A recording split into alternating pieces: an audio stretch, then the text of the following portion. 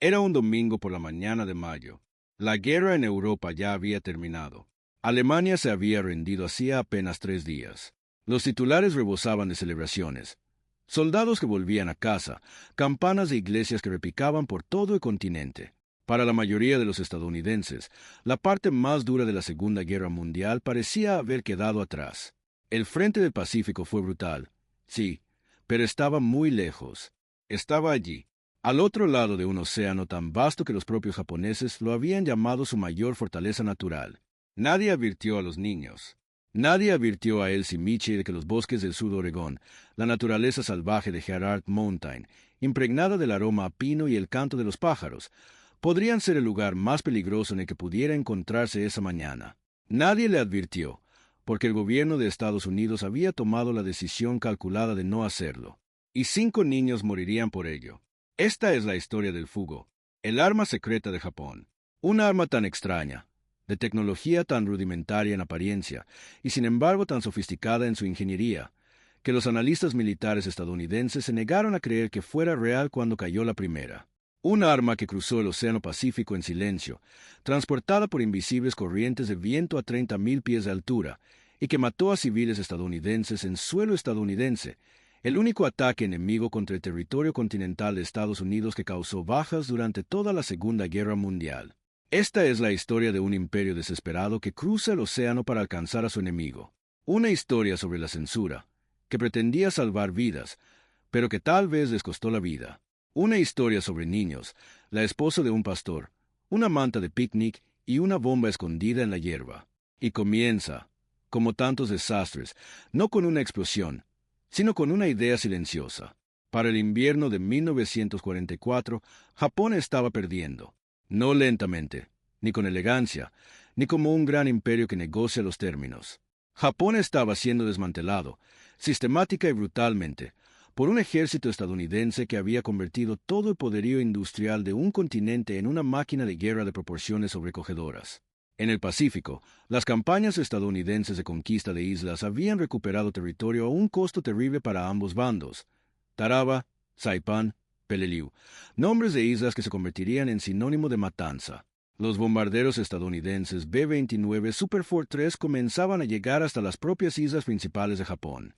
La armada japonesa, otrora la más poderosa del Pacífico, había sido diezmada en Midway, en el mar de Filipinas y en el Golfo de Leyte. La flota mercante, que abastecía a las industrias bélicas y a la población japonesa, estaba siendo aniquilada por los submarinos estadounidenses. A finales de 1944, Japón importaba solo una fracción de las materias primas necesarias para mantener su economía de guerra. El combustible estaba racionado hasta el extremo. La producción de aeronaves se desplomaba. El cuerpo de pilotos, hombres que alguna vez fueron los aviadores navales mejor entrenados del mundo, agotados por años de combate extenuante, había sido reemplazado por jóvenes con apenas suficiente experiencia de vuelo para despegar. Los líderes en Tokio comprendieron lo que esto significaba. Sabían interpretar las cifras tan bien como cualquiera. La cuestión ya no era si Japón ganaría la guerra. Esa oportunidad se había esfumado. La cuestión era si Japón podría sobrevivir con la suficiente influencia como para negociar términos que preservaran la institución imperial, tal vez incluso al propio emperador. Y para lograrlo, necesitaban contraatacar. Necesitaban llegar al territorio estadounidense. Necesitaban destrozar la sensación de invulnerabilidad que sentían los estadounidenses, protegidos como estaban tras sus fronteras marítimas, trabajando en sus fábricas, viviendo en sus hogares y comprando bonos de guerra sin haber oído jamás caer una bomba extranjera. Las opciones convencionales se habían agotado. Los ataques lanzados desde submarinos eran posibles, pero de escala limitada. Los ataques con bombarderos de largo alcance contra el territorio continental de Estados Unidos desde Japón, a una distancia de casi 8.000 kilómetros, estaban fuera del alcance de cualquier aeronave que Japón poseyera o pudiera producir. Los aviones embarcados requerían portaaviones, y los portaaviones japoneses estaban hundiendo o se habían quedado sin combustible.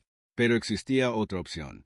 Una opción que llevaba años apareciendo en los libros de texto de meteorología, esperando a que alguien, lo suficientemente desesperado, la pusiera en práctica. La corriente en chorro.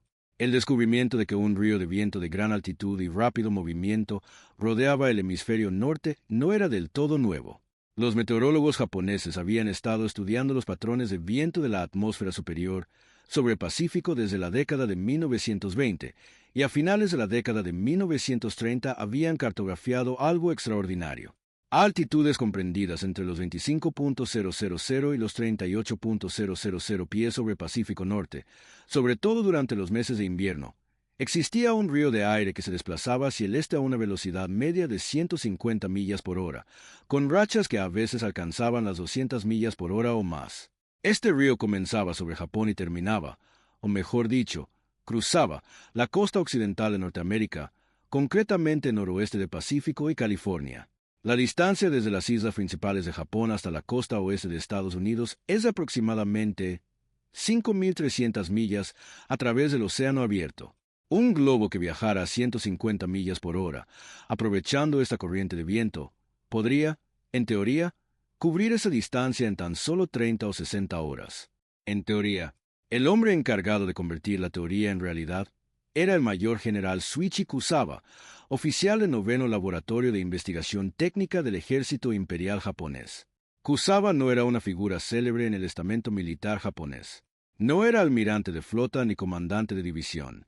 Era ingeniero, investigador, un genio técnico, precisamente el tipo de oficial que suele pasar desapercibido en las historias que ensalzan el espíritu samurái y las cargas Banzai, pero que subestiman el trabajo silencioso, preciso y metódico de alguien que dedica su carrera a reflexionar sobre los problemas y a negarse a aceptar que sean irresolubles. Kusawa llevaba estudiando la posibilidad de ataques transpacíficos en globo desde al menos 1942. La idea, de hecho, se había barajado ya en la era Meiji. En 1905, antes de que los hermanos Wright despegaran, un investigador japonés propuso llegar a América en globo. El concepto había quedado en el olvido. Bajo la dirección de Kusawa, resurgió con urgencia. El problema inicial radicaba en el globo en sí. Los globos llenos de hidrógeno eran la opción obvia. El hidrógeno era fácilmente accesible y proporcionaba una excelente sustentación. Pero, ¿de qué material estaría hecha la envoltura? En 1944, el caucho escaseaba gravemente en Japón. La seda cauchutada, utilizada en diseños experimentales anteriores, era cara y escasa. La solución que encontró el equipo de Kusawa fue, a su manera, una obra maestra donde la necesidad se convirtió en invento. Paperwashi, el papel tradicional japonés hecho a mano, elaborado con la corteza de la planta koso, el mismo material utilizado durante siglos en el arte, la caligrafía y la encuadernación japonesas, resultó ser ideal para la construcción de globos. Al laminarlo en múltiples capas y unirlo con una pasta hecha de lengua de diablo, una planta que produce un adhesivo similar al almidón, se volvió sorprendentemente hermético, resistente y tolerante al frío extremo de los vuelos a gran altitud. Las envolturas finales de los globos tenían aproximadamente 10 metros de diámetro. Cada una estaba hecha con unas 600 piezas individuales de papel washi, y cada costura estaba pegada con sumo cuidado. Y es aquí donde uno empieza a apreciar la magnitud de lo que Japón intentó. La producción de estos globos requería una enorme cantidad de mano de obra. Escuelas, teatros y edificios públicos de todo Japón se convirtieron en centros de producción. Jóvenes, estudiantes, muchas de ellas adolescentes, fueron movilizadas para construir los globos. Trabajaban en espacios del tamaño de un gimnasio, extendiendo papel finísimo, aplicando pegamento con pinceles y uniendo costura tras costura en largas jornadas. El trabajo exigía manos limpias, sin lociones ni residuos aceitosos que pudieran dañar el adhesivo, y, según algunos relatos, silencio absoluto para que los supervisores pudieran oír cualquier fuga de aire.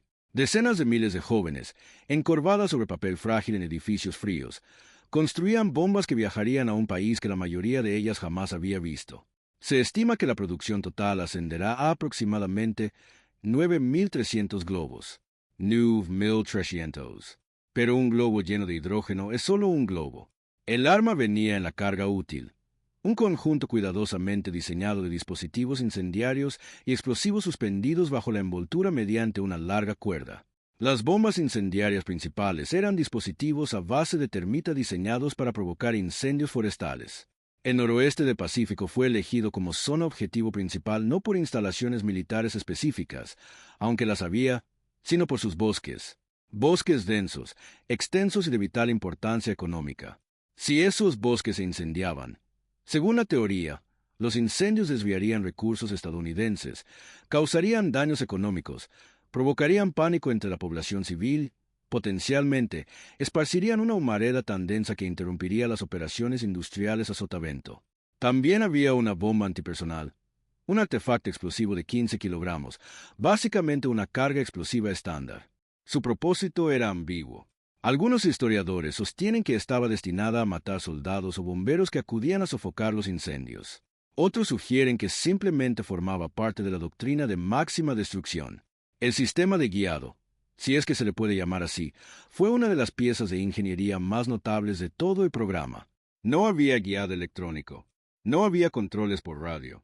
El globo volaba completamente sobre la corriente en chorro, lo que significaba que ascendía y descendía con los cambios de temperatura. Durante el día, el calentamiento solar expandía el hidrógeno y el globo ascendía. Por la noche, el hidrógeno se enfriaba, se contraía y el globo descendía. Si descendía demasiado, hacia la atmósfera inferior más densa, los patrones de viento cambiaban y el globo podía desviarse de su trayectoria o, peor aún, simplemente caer al océano. Los ingenieros de Kusawa resolvieron este problema con un altímetro barométrico conectado a una serie de contrapesos de sacos de arena y un mecanismo de temporización. Cuando el globo descendía por debajo de cierta altitud, alrededor de 9.000 metros, el altímetro activaba la liberación de uno de los sacos de arena, reduciendo su peso para que el globo volviera a ascender. Cada globo llevaba 32 sacos de arena. Cuando todos los sacos de arena se habían liberado y el globo seguía descendiendo, lo que significaba que había llegado al continente norteamericano y entrado en los complejos sistemas meteorológicos terrestres, una serie de detonadores activaban el lanzamiento de las bombas. Acto seguido, la envoltura de hidrógeno se incendiaba, destruyendo las pruebas. Esta es la elegante crueldad del sistema. Fue diseñado para autodestruirse, diseñado para llegar, entregar su carga y desaparecer. An arma fantasma proveniente del otro lado del océano. Los primeros globos se lanzaron en noviembre de 1944 desde 3 plataformas de lanzamiento en la costa este de Onsu, principalmente en Ichinomiya, Otsu y Nakoso. Las ventanas de lanzamiento eran estrechas, condicionadas por la disponibilidad de condiciones adecuadas de la corriente en chorro. Cada globo transportaba una carga explosiva de aproximadamente 12 kilogramos. Cada uno ascendía, encontraba la corriente en chorro y comenzaba su deriva hacia el este. El primer encuentro confirmado de Estados Unidos con un globo fugó ocurrió el 4 de noviembre de 1944, cuando un buque patrullero de la Armada estadounidense lo avistó cerca de San Pedro, California, y lo derribó. El análisis posterior desconcertó profundamente a la inteligencia militar estadounidense. Su construcción era sofisticada. El mecanismo de control de altitud, elegante. Los sacos de arena contenían arena inusual. Arena que, al ser analizada por geólogos, contenía organismos marinos fosilizados exclusivos de formaciones de playa específicas de Japón, un detalle que finalmente ayudaría a determinar los lugares de lanzamiento. Pero la idea de que Japón hubiera logrado diseñar un arma capaz de cruzar 5.000 millas de Pacífico abierto parecía, para muchos analistas, increíble. El FBI y la inteligencia militar pasaron semanas debatiendo si los globos fueron lanzados desde submarinos alemanes frente a la costa o desde campos de internamiento de estadounidenses de origen japonés, una teoría paranoica y ofensiva, pero que reflejaba la seriedad con la que el estamento militar luchaba por aceptar que Japón simplemente había desafiado las leyes de la física. Finalmente, las pruebas se volvieron irrefutables. Las muestras de arena, el análisis de papel. Científicos estadounidenses identificaron la fibra de coso en los sobresguasi, lo que permitió determinar que la construcción se había originado en Japón. El mecanismo de control de altitud fue sometido a ingeniería inversa y se comprendió su funcionamiento. A principios de 1945, los oficiales militares y gubernamentales estadounidenses sabían con exactitud a qué se enfrentaban, y entonces tomaron una decisión que, en retrospectiva, todavía genera debate entre los historiadores. Decidieron mantenerlo en secreto. La Oficina de Censura, un organismo creado en tiempos de guerra con extraordinaria autoridad sobre los medios de comunicación estadounidenses, solicitó en enero de 1945 un bloqueo informativo voluntario a periódicos y emisoras de radio de todo el país. El razonamiento era sencillo y, en términos militares, justificable. Si Japón no recibía informes de aterrizajes de globos en Estados Unidos, no tendría forma de saber si los globos alcanzaban sus objetivos. Sin confirmación de éxito, el ejército japonés podría abandonar o reducir el programa. Y lo que es más importante, Sin saber qué zonas estaban siendo alcanzadas, no podrían ajustar sus lanzamientos para mayor precisión. La prensa estadounidense acató casi por completo la noticia. Airplane Guerra. Los editores comprendían la importancia de la seguridad operativa. Ningún periódico importante de Estados Unidos publicó la historia. Las emisoras de radio guardaron silencio. Las bombas de globo se convirtieron, en efecto, en el secreto mejor guardado de la guerra, no porque el gobierno las ocultara al público por motivos perversos, sino porque guardar silencio parecía lo más responsable. Y durante un tiempo, funcionó.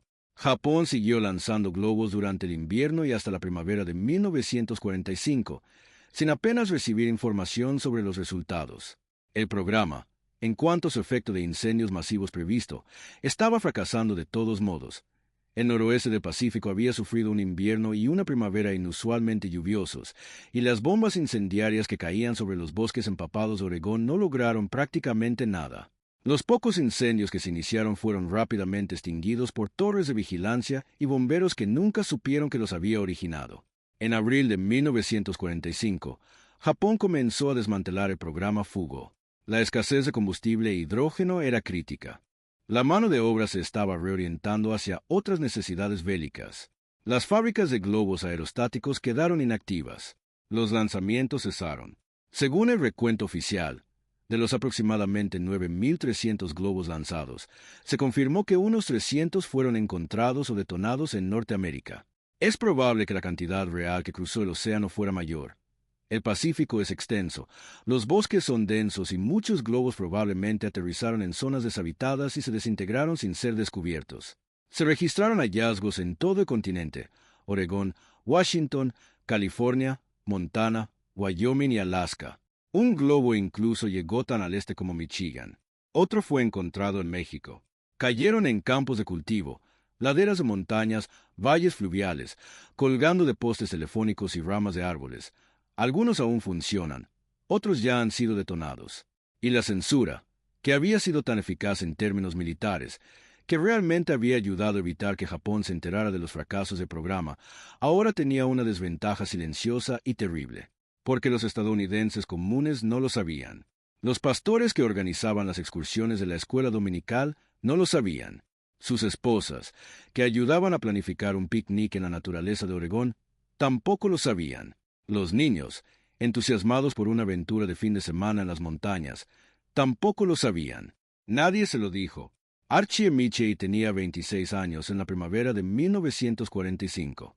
Era pastor de la Iglesia Alianza Cristiana y Misionera en BLY, Oregón, un pequeño pueblo maderero en el condado de Klamath, enclavado en la cordillera de las Cascadas, a unos 60 kilómetros al norte de la frontera con California. BLY no era un pueblo grande. Tenía una oficina de correos, una escuela, un aserradero y un puñado de iglesias. Era el tipo de lugar donde todos se conocían, donde la familia del pastor formaba parte de la comunidad de una manera que trascendía los domingos por la mañana. Archie Michie era un joven en un mundo en guerra donde se suponía que los jóvenes debían estar uniformados. Había intentado alistarse, pero fue rechazado por motivos médicos, una condición física que lo mantuvo en Estados Unidos mientras su generación luchaba en Europa y el Pacífico.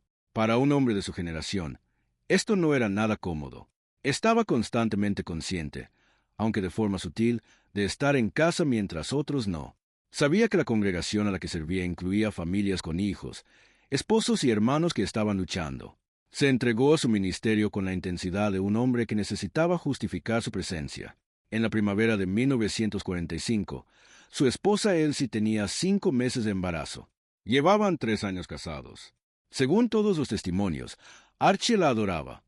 Era ese tipo de amor juvenil que aún no se había desgastado por el tiempo y las dificultades, todavía tan fresco que parecía una bendición. La mañana del sábado 5 de mayo de 1945, Archie organizó una excursión de pesca y picnic para un grupo de jóvenes de su iglesia. La idea era que fuera algo sencillo y alegre. Un día de principios de primavera en las montañas, un arroyo donde pescar, sándwiches, aire fresco y el particular placer de los niños en un paraje natural aún lo suficientemente frío como para que el sol se sintiera como un regalo. El destino era la montaña Gerard, en el Bosque Nacional Fremont, cerca de un lugar llamado Leonard Creek, a unos 5 kilómetros al norte de BLY. El grupo estaba formado por Archie, Elsie y 5 jóvenes de la comunidad parroquial subieron por el camino forestal en el coche del pastor. Archie aparcó cerca del arroyo y luego condujo un corto trecho con su esposa. Algunos relatos sugieren que estaba explorando el camino, otros que habían ido brevemente a buscar algo. Cualquiera que fuera la razón exacta, Archie seguía al volante cuando Elsie y los 5 niños bajaron del coche para esperarlo junto a un claro en el prado, cerca del linde del bosque. Los 5 niños eran Sermans Schumacher, de 11 años, Hy Gifford, de 13, Edward Schreiber, de 13, Joan Patzke, de 13, y Dick Patzke, también de 13 años, hermano mayor de Joan. Estaban de pie bajo el sol primaveral de las montañas de Oregón, sobre la hierba, un sábado por la mañana, con toda la vida por delante. Joan, White, Dick Patzke eran hermanos. Tenían a su madre en casa, quien les preparaba el almuerzo. Tenían que regresar a la escuela el lunes. Archie y Michie recordaría más tarde, como suelen recordar los hombres los momentos que marcaron un antes y un después en sus vidas, que oyó a Elsie gritar. Había encontrado algo. Dijo algo así como, «Mira lo que encontramos. Archie, ¿no es genial?» Llamaba por el globo, o mejor dicho, por los extraños objetos que llevaba enganchados. La lámpara de araña de cuerda, el sobre de papel arrugado, los dispositivos metálicos que yacían en la hierba. Algo arrastrado a la orilla por las corrientes de la corriente en chorro, que yacía allí en una pradera de Oregón como un visitante de otro mundo. Archie Michie recordaría que gritó una advertencia, que tenía miedo, que algo en la forma de los artefactos le dijo que no los tocara. Todavía estaba en el coche, rodando hacia ellos, cuando la bomba explotó. La explosión mató a Elsie Michie en el acto. Tenía 26 años y estaba embarazada de 5 meses. Mató a Sherman Shoemaker, Jay Gifford, Edward Schreiber, Joan Patzke, Dick Patzke, 5 niños, una joven y el niño que llevaba en su vientre. 6 personas. Archie Michie no sufrió daños físicos. Estaba lo suficientemente cerca como para sentir la explosión, y para que ésta cambiara cada día que pasaba. Corrió hacia ellos. Tendría que vivir con lo que encontrara. Este es el único ataque enemigo contra el territorio continental de Estados Unidos que causó la muerte de civiles estadounidenses durante toda la Segunda Guerra Mundial. No es uno de los cientos de globos que se encontraron. No es el que hallaron en Michigan. No es el que se encontró cerca de Thermopolis, Wyoming. No son los que aterrizaron cerca de instalaciones militares en el estado de Washington. Es este, en una pradera de Oregón, cerca de un arroyo de pesca, un sábado de primavera, con niños observando algo extraño en la hierba. El ejército estadounidense actuó con rapidez y discreción. Se recuperaron los cuerpos. Se aseguró la zona. Los informes oficiales describieron las muertes como consecuencia de una explosión, sin especificar la causa. Los periódicos de Oregón publicaron inicialmente breves notas que indicaban que 6 personas habían muerto en una misteriosa explosión en las montañas. Algunos insinuaron la posibilidad de una bomba japonesa, pero evitaron confirmarlo. El aparato de censura seguía vigente, pero en cuestión de días, la situación cambió. La oficina de censura tomó la difícil y necesaria decisión de levantar el bloqueo informativo. Se emitieron avisos de advertencia al público en todo el noroeste del Pacífico y más allá, dirigidos especialmente a las comunidades pesqueras, los trabajadores forestales y cualquier persona que pudiera encontrar objetos extraños en zonas silvestres. Se distribuyeron carteles. Se hicieron anuncios por radio. Si encuentra un objeto redondo extraño en el bosque, no lo toque, no se acerque, avise a las autoridades. Fue la decisión correcta. Simplemente llegó demasiado tarde para Elsie Michie y sus 5 hijos en Hard Mountain. En las semanas siguientes, a medida que se levantaba la censura y la historia se iba revelando poco a poco, el panorama completo del programa Fugo se fue aclarando para el público estadounidense y se volvió más inquietante. La magnitud del lanzamiento fue asombrosa. La ingeniería fue realmente extraordinaria. La corriente en chorro había hecho exactamente lo que Japón había calculado, transportando armas a través del océano más ancho del mundo con una fiabilidad que, en mejores circunstancias, podría haber sido extraordinaria. Pero había fracasado, casi por completo. De 9.300 globos, el daño total, más allá de las 6 muertes en Hard Mountain, fue mínimo. Un breve apagón en Hanford Engineer Works en el estado de Washington, una instalación productora de plutonio crucial para el proyecto Manhattan, cuando un globo se enganchó en una línea de transmisión. Los sistemas de respaldo de Hanford restablecieron la energía en segundos. algunos incendios menores en Oregón y California, daños agrícolas y materiales que, en conjunto, fueron estadísticamente insignificantes. La razón por la que fallaron los globos fue el clima. Un clima adverso, sin duda. El noroeste del Pacífico, durante el invierno y la primavera de 1944 a 1945, fue más húmedo de lo habitual.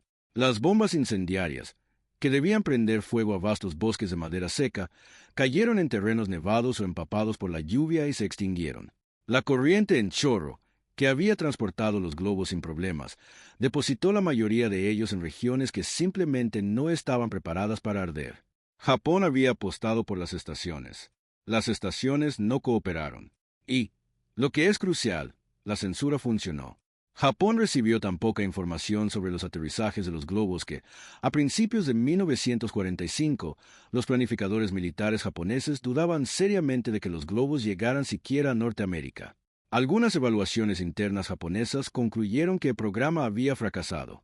Los lanzamientos se suspendieron no porque Japón hubiera abandonado la estrategia, sino porque la escasez de recursos y el cambio de rumbo de la guerra hicieron que continuar fuera inviable. Si no hubiera existido la censura, si los periódicos estadounidenses hubieran informado libremente sobre los aterrizajes de los globos, sus ubicaciones y los daños, Japón podría haber obtenido suficiente información para perfeccionar el programa. Podría haber programado futuros lanzamientos para finales de verano, cuando el noroeste del Pacífico es un polvorín de madera seca y hierba. El cálculo de la decisión de censura es verdaderamente angustioso. ¿Cómo sopesar la advertencia segura a los civiles, que podría haber salvado a Elsie Michie y a esos 5 niños, frente a la posibilidad de desarrollar una versión más eficaz del arma? No hay respuestas sencillas. En la guerra, nunca las hay. Para Archie Michie, solo existía el dolor, luego el deber y, finalmente, un futuro extraordinario y complicado. Se volvió a casar años después. Continuó su ministerio. En 1962, viajó a Vietnam como misionero, trabajando en las regiones montañosas del sudeste asiático. Ese mismo año, fue capturado por las fuerzas del Viet Cong cerca de Van Me Thuot. Nunca más se supo de él. Su destino sigue siendo desconocido. Algunos informes a lo largo de las décadas sugirieron que estuvo vivo en cautiverio durante un tiempo. Otros indicaron que murió poco después de su captura. Nunca ha surgido ningún relato confirmado. Un hombre que sobrevivió a una bomba japonesa en una pradera de Oregón fue engullido por la selva vietnamita. Hay algo en esa trayectoria, en su negativa a seguir un camino claro reconfortante, que resulta intensamente, incómodamente, humano. Los 5 niños son recordados en un monumento en el lugar de la explosión cerca de BLY, Oregón. Fue inaugurado en 1950, 5 años después de su muerte. El monumento lleva sus nombres. Se encuentra en lo que ahora se conoce como Área Recreativa Michie, nombrada en honor a la familia. En verano, turistas y excursionistas pasan por allí. Algunos se detienen a leer los nombres. Muchos desconocen la historia que hay detrás de ellos. El sitio del bombardeo de Gerard Mountain figura en el Registro Nacional de Lugares Históricos. Es uno de los lugares más extraños de esa lista, una pradera en la naturaleza salvaje de Oregón, marcada no por lo que se construyó allí, sino por lo que cayó. El legado del programa Fugo no es fácil de clasificar. En términos militares, fue un fracaso. Los incendios forestales nunca se materializaron. El pánico generalizado nunca se extendió.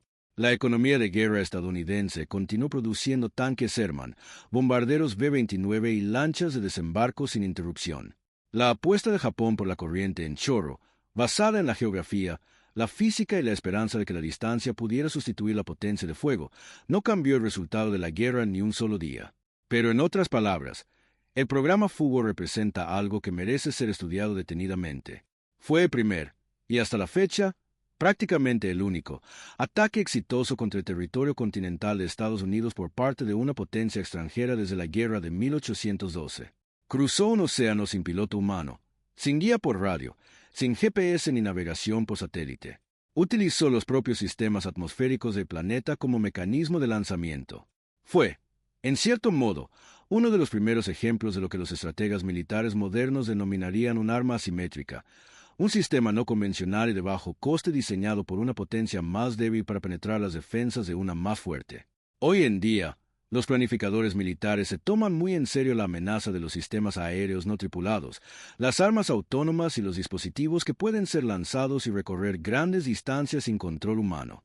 El fugo era primitivo para los estándares modernos, papel, sacos de arena y termita, pero se basaba en la misma idea fundamental que impulsa el desarrollo de misiles de crucero, drones autónomos y municiones de precisión de largo alcance.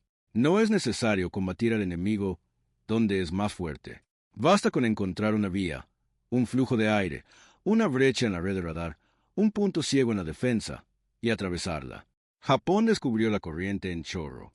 Viajaron a través de ella, y colocaron una bomba en un prado de Oregón, donde unos niños observaban algo extraño entre la hierba. El descubrimiento meteorológico que Japón aprovechó, la existencia y el comportamiento de la corriente en chorro, fue clasificado por Estados Unidos después de la guerra, no específicamente por el programa de bombas lanzadas desde globos, sino porque los planificadores militares reconocieron que la corriente en chorro era un activo estratégico que merecía ser estudiado. La investigación estadounidense de posguerra sobre los patrones de viento en la atmósfera superior contribuyó directamente al desarrollo de los sistemas meteorológicos aeronáuticos modernos, los programas de reconocimiento a gran altitud, finalmente, a una comprensión mucho más sofisticada de los ríos atmosféricos y los patrones climáticos que ahora influyen en todo, desde las rutas de las aerolíneas comerciales hasta la predicción de huracanes. Cada vez que un avión comercial aprovecha el viento de cola de la corriente en chorro para viajar de Tokio a Los Ángeles, ahorrando 2 horas en una travesía por el Pacífico, está, de una manera extraña e involuntaria, siguiendo la misma ruta que trazaron 9.300 globos de papel en el invierno de 1944. A las mujeres que construyeron esos globos, las decenas de miles de jóvenes japonesas que trabajaban en gimnasios fríos con las manos limpias, pinceles de pegamento y papel finísimo, les dijeron después de la guerra que los globos habían matado soldados estadounidenses y causado grandes daños. Algunas lo creyeron durante años, cuando la verdad se hizo más evidente, que el programa había fracasado en gran medida, que sus únicas víctimas confirmadas fueron una mujer embarazada y 5 niños en un picnic de la escuela dominical. Los relatos de esas mujeres, recogidos por historiadores décadas después, están marcados por un dolor muy particular. Habían trabajado incansablemente, habían creído profundamente, y el resultado había sido una pradera en Oregón, 6 nombres en un monumento y una ausencia que resonó en todo lo que vino después. Kusawa sobrevivió a la guerra. Posteriormente lamentó las bajas civiles en Oregón, una rara confesión por parte de un oficial japonés de su época y cargo. Nunca describió el programa como un fracaso propiamente dicho. Lo describió como una tragedia que no se hubiera utilizado con mayor precisión y de forma más estratégica. Sostuvo hasta el final de su vida que el concepto había sido acertado. Quizás así fue. Esa es la incómoda verdad sobre el fugo. El concepto era sólido. La corriente en chorro es real. Un arma capaz de cruzar 5.000 millas de océano con el coste de papel, sacos de arena e hidrógeno es un arma que merece ser estudiada. El fallo se debió a la sincronización, a las condiciones meteorológicas y a un bloqueo de inteligencia que privó a Japón de la información necesaria para mejorar. En otras circunstancias, una primavera más seca, unos medios de comunicación que hubieran informado libremente sobre los aterrizajes, un programa de lanzamiento que se hubiera extendido hasta la temporada de incendios de verano, el resultado podría haber sido muy diferente. Los bosques del noroeste del Pacífico, en un agosto seco, no son lo mismo que una pradera de Oregón en un mayo lluvioso. La historia dio un giro gracias al clima. Suele ocurrir. El silencio del Bosque Nacional Fremont, en una mañana de primavera, tiene una cualidad especial. Los pinos son viejos, altos y pacientes, con sombras oscuras y raíces profundas en suelo volcánico. El arroyo corre frío y cristalino. A lo lejos, un pájaro carpintero picotea un árbol muerto. El aire de la montaña es ligero y puro, con ese toque característico que indica que el invierno aún no ha cedido del todo, incluso en mayo. En medio de ese silencio, hay una pradera con un monumento. 5 nombres de niños grabados en piedra. La esposa de un pastor que nunca regresó a casa. Una mañana de sábado que comenzó con sol, cañas de pescar y la felicidad cotidiana de los jóvenes en un lugar hermoso. Y en algún lugar por encima de todo, muy arriba, invisible, surcando el río de viento que Japón descubrió y que el mundo ahora utiliza a diario, la corriente en chorro sigue fluyendo. Hacia el este, siempre hacia el este, desde las costas de un país que ya no fabrica globos de papel para la guerra, hasta las costas de un país que aún no ha comprendido del todo lo que sucedió. La historia no siempre se explica por sí sola. A veces, simplemente cae del cielo un sábado por la mañana, en manos de niños que solo querían ver qué era esa cosa extraña. Recuerden sus nombres: Sherman Shoemaker, J. Gifford, Edward Schreiber, Joan Patsk, Dick Patsk, Elsie Mitchell. Fueron los únicos estadounidenses muertos en suelo estadounidense por acción enemiga durante la Segunda Guerra Mundial. No eran soldados. No eran objetivos de ninguna doctrina militar jamás escrita. Eran 6 personas de pie en un campo de Oregón una mañana que no debería haber sido más que el comienzo de un buen día. Lo mínimo que podemos hacer es recordarlos. Si esta historia te impactó tanto como a mí la primera vez que la leí, ese extraño y silencioso horror ante lo cotidiano que se rompe de repente, por favor, tómate un segundo y dale a me gusta. De verdad ayuda a que este canal llegue a más personas interesadas en la historia que no aparece en los libros de texto, y para historias como esta, eso es importante. Y si aún no te has suscrito a Español Historia, hazlo ya. Estamos creando algo especial. Una comunidad de personas que creen que la historia real, contada con honestidad, es más poderosa que cualquier ficción. Suscríbete y únete a la conversación. Quiero saber qué opinas al respecto. En los comentarios, cuéntame. ¿Cuándo te enteraste de la decisión de censura, de que el gobierno optara por mantener en secreto los globos para evitar que Japón se enterara de su éxito? ¿Crees que fue la decisión correcta? ¿Dónde trazas la línea entre la seguridad operativa y el derecho del público a la información? No hay una respuesta fácil. Me encantaría saber tu opinión. La próxima vez hablaremos de otro momento en que la Guerra del Pacífico sorprendió a todos. Una historia sobre una decisión tomada en Washington que nadie quería tomar, y una fecha en el calendario que cambió para siempre el equilibrio moral de la guerra moderna. ¿Crees que conoces la historia? No la conoces como te la vamos a contar. Gracias por estar aquí. Gracias por preocuparse por estos nombres, estas historias, estos momentos. Las personas que los vivieron y murieron en ellos merecen ser más que simples notas a pie de página. Juntos nos aseguraremos de ello.